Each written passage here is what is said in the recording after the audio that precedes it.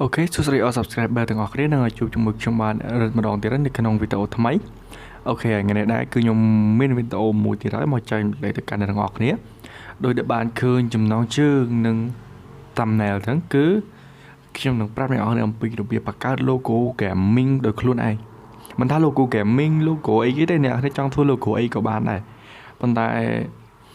ដែលខ្ញុំនិយាយនេះគឺខ្ញុំផ្ដោតទៅលើ logo gaming ជាចម្បងបាទសម្រាប់អ្នកដែលគាត់ជា gamer ហើយគាត់អត់ចេះធ្វើ logo អីដល់ខ្លួនឯងអញ្ចឹងចាថ្ងៃនេះគឺមកមើលវីដេអូខ្ញុំគឺត្រូវហើយអូខេអញ្ចឹងកុំឲ្យខាតពេល review តោះយើងចូលទៅកាន់ full វីដេអូទាំងអស់គ្នា let's go អូខេអ្នកនរគ្នាបន្តមកអ្នកចូលទៅកាន់ Play Store ឬមួយក៏ App Store របស់អ្នកទាំងអស់គ្នាមកដើម្បី download កម្មវិធីមួយហ្នឹងបាទបន្តមកអ្នក search ពាក្យហ្នឹងមកនេះបាទ e-sport logo maker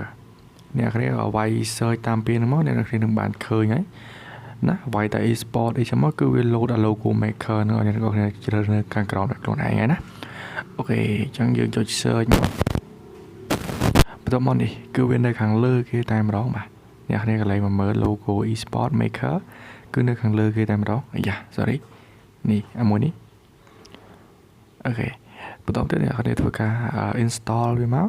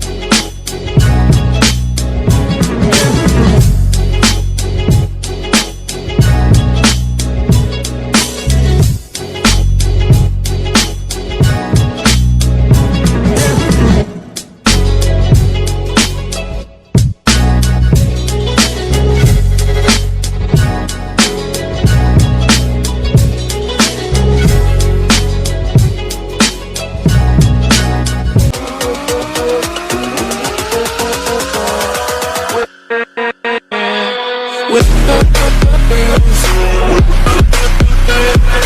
back.